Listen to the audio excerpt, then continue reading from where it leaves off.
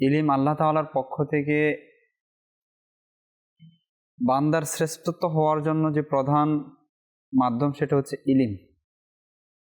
সেই ইলিমকে চর্চা করা, জানা, অন্যের নিকট পৌঁছে দেওয়া, এই সুযোগ আল্লাহ তাআলা করে দিয়েছেন। এই জন্য আল্লাহ তাআলার দরবারে শুকরিয়া। আজ যে বিষয় হচ্ছে মাওলা আলী রাদিয়াল্লাহু তাআলা আনহু এর মর্যাদা।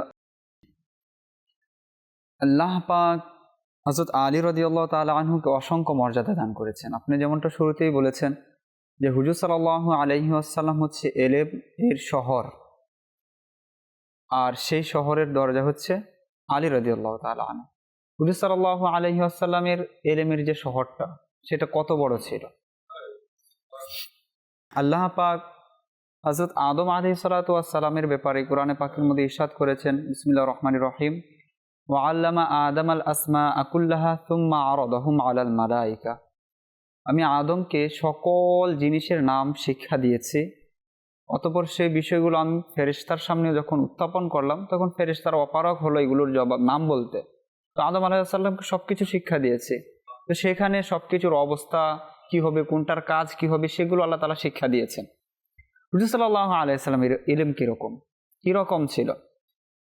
এক তো হচ্ছে যে নবী যারা থাকেন স্বভাবতই তারা সাধারণ মানুষের চেয়ে ইলমের অধিকারী অধিক হন, বেশি হন, এবং যে নবীর মর্যাদা যেরকম হবে তার ইলম ততটাই বেশি হবে। কেননা আদম আলাইহিস সালাতু ওয়াস সালামকে যে আল্লাহ পাক মর্যাদা দিয়েছেন এবং সকল ফেরেশতাকে বলেছিলেন যে আদমকে সিজদা করো, এর একটাই কারণ ছিল, শ্রেষ্ঠত্ব দেওয়ার বিষয়টা ছিল ইলম। তো দুনিয়ার মধ্যে যে সকল নবী এসেছেন, রসুল এসেছেন, আল্লাহ পাক প্রত্যেককে ইলম দিয়েছেন, প্রত্যেকের মাঝে সেই বিশেষ গুণটি ছিল। হুজুর সাল্লাল্লাহু আলাইহি ওয়াসাল্লামকে যে আল্লাহ পাক জ্ঞান দিয়েছেন, সেখানে তো উলুল আজম ৫ জন ছিল, স্বাভাবিকভাবে তাদের ইলম সকল অন্যান্য আম্বিয়া কেরাম যারা রয়েছেন তাদের চেয়ে বেশি ছিল, আর তার মধ্যে হুজুর সাল্লাল্লাহু আলাইহি ওয়াসাল্লাম ছিলেন শ্রেষ্ঠ। কোরআনে পাকের মধ্যে আল্লাহ পাক ইরশাদ করেছেন, উলাইকাল্লাযীনা হাদাল্লাহ ফাবিহুদাহুম মুকতাদি, যে আল্লাহ তাআলা বলছেন যে এই সকল যে নবী আছে যাদের ঘটনা আমি আপনাদেরকে শোনাচ্ছি, যে সকল আম্বিয়া কেরাম রসুল রয়েছে, উলাইকাল্লাযীনা হাদাল্লাহ ফাবিহুদাহুম মুকতাদি, যে আল্লাহ তাআলা তাদেরকে হিদায়াত দিয়েছেন, তাদেরকে সঠিক রাস্তায় পরিচালিত করেছেন, আপনিও সেই রাস্তা অবলম্বন করুন। যে সেই রাস্তাটা অবলম্বন করাটা আবার কিরকম, অনুসরণ করাটা কিরকম? কারণ হুজুর সাল্লাল্লাহু আলাইহি ওয়াসাল্লাম তো কাউকে তো অনুসরণ করবেন না, তার মাধ্যমে সকল দিন রহিত হয়ে গেছে, সকল কিছু রহিত হয়ে গেছে। এখানে উদ্দেশ্যটা কি? তো উদ্দেশ্য হচ্ছে এটাই যে সকলের বৈশিষ্ট্যে আপনি রঙিন হয়ে যান, সকলের গুণে আপনি গুণী হয়ে যান।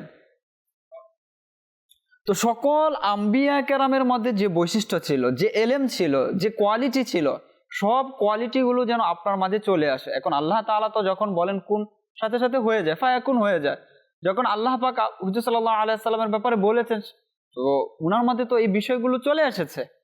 সেই জ্ঞান এখন সকল আম্বিয়া কেরামের জ্ঞানকে যদি পাল্লায় রাখা হয়, হুজুর সাল্লাল্লাহু আলাইহি ওয়াসাল্লামের জ্ঞানকে যদি রাখা হয়, তো উলামায়ে কেরামগণ বলেন যে হুজুর সাল্লাল্লাহু আলাইহি ওয়াসাল্লামের জ্ঞানের সমুদ্রের তুলনায় তাদেরটা হচ্ছে একটি ফোঁটা মাত্র। হুজুর সাল্লাল্লাহু আলাইহি ওয়াসাল্লাম হচ্ছে জ্ঞানের গ্রন্থ, আর সেই জ্ঞানের গ্রন্থে অন্যান্য আম্বিয়া কেরামের জ্ঞান হচ্ছে একটি লাইন মাত্র। সেই এলেমের শহরের দরজা বলা হয়েছে আলী রাদিয়াল্লাহু তাআলা আনহুকে।